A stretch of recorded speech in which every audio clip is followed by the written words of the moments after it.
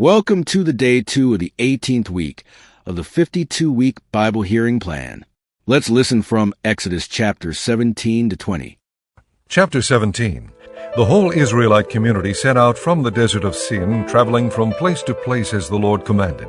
They camped at Rephidim, but there was no water for the people to drink, so they quarreled with Moses and said, "Give us water to drink." Moses replied, "Why do you quarrel with me? Why do you put the Lord to the test?" But the people were thirsty for water there, and they grumbled against Moses. They said, "Why did you bring us up out of Egypt to make us and our children and livestock die of thirst?" Then Moses cried out to the Lord, "What am I to do with these people? They're almost ready to stone me." The Lord answered Moses, Walk on ahead of the people. Take with you some of the elders of Israel, and take in your hand the staff with which you struck the Nile, and go. I will stand there before you by the rock at Horeb. Strike the rock, and water will come out of it for the people to drink."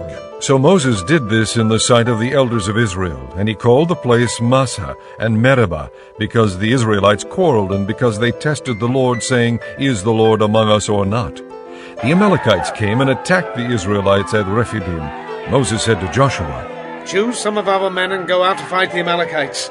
Tomorrow I will stand on top of the hill with the staff of God in my hands." So Joshua fought the Amalekites as Moses had ordered, and Moses, Aaron, and Hur went to the top of the hill. As long as Moses held up his hands, the Israelites were winning, but whenever he lowered his hands, the Amalekites were winning. When Moses' hands grew tired, they took a stone and put it under him, and he sat on it. Aaron and Hur held his hands up, one on one side, one on the other, so that his hands remained steady till sunset. So Joshua overcame the Amalekite army with the sword. Then the Lord said to Moses, Write this on a scroll as something to be remembered, and make sure that Joshua hears it, because I will completely blot out the memory of Amalek from under heaven. Moses built an altar and called it, "The Lord is my banner." He said, For hands were lifted up to the throne of the Lord. The Lord will be at war against the Amalekites from generation to generation. Chapter 18. Now Jethro, the priest of Midian and father-in-law of Moses, heard of everything God had done for Moses and for his people Israel, and how the Lord had brought Israel out of Egypt. After Moses had sent away his wife Zipporah, his father-in-law Jethro received her and her 2 sons. One son was named Gershom, for Moses said, I have become an alien in a foreign land. And the other was named Eleazar, for he said, My father's God was my helper. He saved me from the sword of Pharaoh. Jethro, Moses' father-in-law, together with Moses' sons and wife, came to him in the desert, where he was camped near the mountain of God.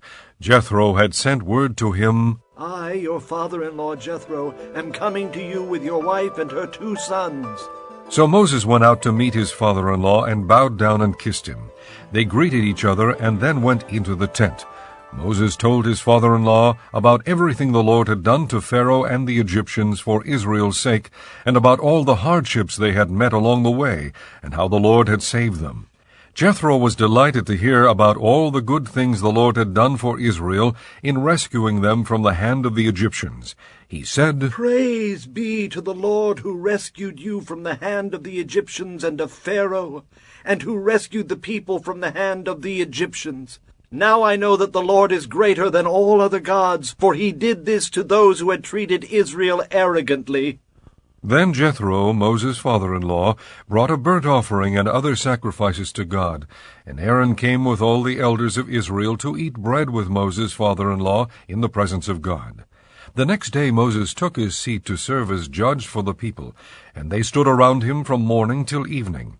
When his father-in-law saw all that Moses was doing for the people, he said, What is this you are doing for the people? Why do you alone sit as judge while all these people stand around you from morning till evening?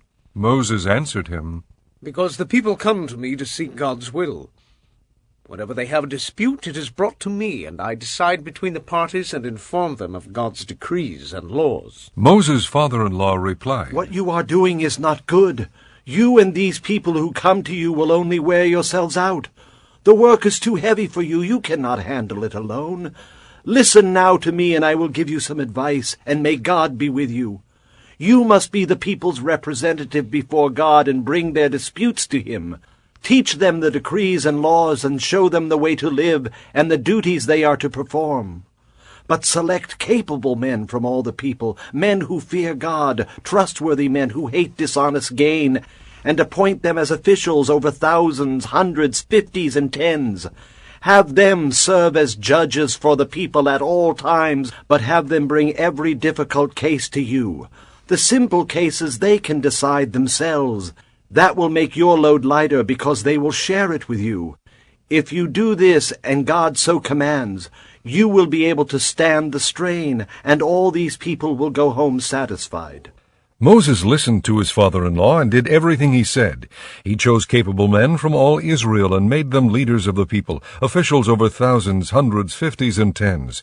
They served as judges for the people at all times. The difficult cases they brought to Moses, but the simple ones they decided themselves. Then Moses sent his father-in-law on his way, and Jethro returned to his own country.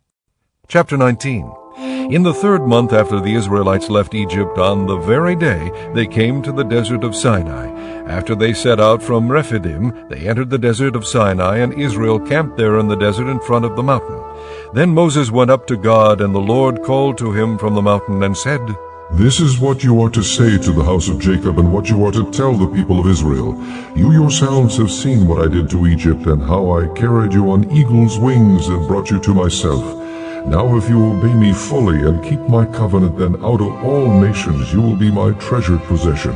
Although the whole earth is mine, you will be for me a kingdom of priests and a holy nation. These are the words you are to speak to the Israelites. So Moses went back and summoned the elders of the people, and set before them all the words the Lord had commanded him to speak.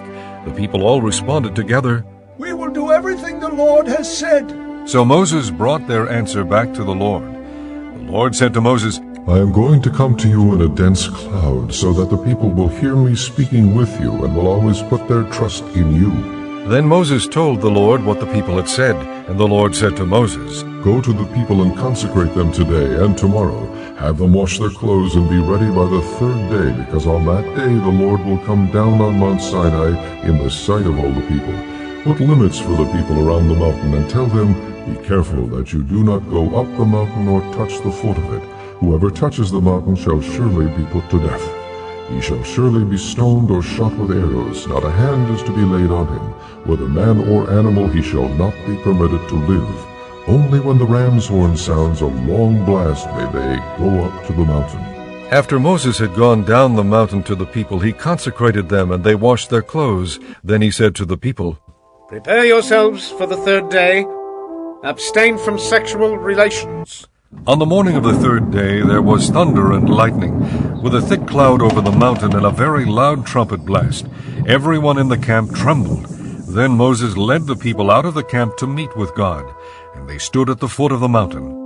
Mount Sinai was covered with smoke, because the Lord descended on it in fire. The smoke billowed up from it like smoke from a furnace. The whole mountain trembled violently, and the sound of the trumpet grew louder and louder. Then Moses spoke, and the voice of God answered him. The Lord descended to the top of Mount Sinai and called Moses to the top of the mountain. So Moses went up, and the Lord said to him, Go down and warn the people, so they do not force their way through to see the Lord, and many of them perish.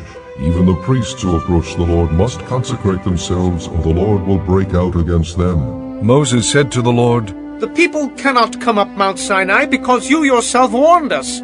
Put limits around the mountain and set it apart as holy. The Lord replied, Go down and bring Aaron up with you. But the priests and the people must not force their way through to come up to the Lord, or he will break out against them. So Moses went down to the people and told them. Chapter 20. And God spoke all these words. I am the Lord your God, who brought you out of Egypt, out of the land of slavery. You shall have no other gods before me. You shall not make for yourself an idol in the form of anything in heaven, above or on the earth, beneath or in the waters below. You shall not bow down to them or worship them, for I, the Lord your God, am a jealous God, punishing the children for the sin of the fathers to the 3rd and 4th generation of those who hate me, but showing love to 1,000 generations of those who love me and keep my commandments. You shall not misuse the name of the Lord your God, for the Lord will not hold anyone guiltless who misuses his name. Remember the Sabbath day by keeping it holy. 6 days you shall labor and do all your work, But the seventh day is a Sabbath to the Lord your God. On it you shall not do any work, neither you nor your son or daughter, nor your manservant or maidservant, nor your animals, nor the alien within your gates. For in 6 days the Lord made the heavens and the earth, the sea, and all that is in them, but he rested on the seventh day. Therefore the Lord blessed the Sabbath day, and made it holy. Honor your father and your mother, so that you may live long in the land the Lord your God is giving you. You shall not murder. You shall not commit adultery. You shall not steal. You shall not give false testimony against your neighbor. You shall not covet your neighbor's house. You shall not covet your neighbor's wife, or his manservant or maidservant, his ox or donkey, or anything that belongs to your neighbor. When the people saw the thunder and lightning and heard the trumpet and saw the mountain in smoke, they trembled with fear. They stayed at a distance and said to Moses, Speak to us yourself, and we will listen. But do not have God speak to us, or we will die. Moses said to the people, Do not be afraid. God has come to test you, so that the fear of God will be with you to keep you from sinning. The people remained at a distance, while Moses approached the thick darkness where God was. Then the Lord said to Moses, Tell the Israelites this, You have seen for yourselves that I have spoken to you from heaven. Do not make any gods to be alongside me. Do not make for yourselves gods of silver or gods of gold. Make an altar of earth for me, and sacrifice on it your burnt offerings and fellowship offerings, your sheep and goats and your cattle. Wherever I cause my name to be honored, I will come to you and bless you. If you make an altar of stones for me, do not build it with dressed stones, for you will defile it if you use a tool on it. And do not go up to my altar on steps, lest your nakedness be exposed on it.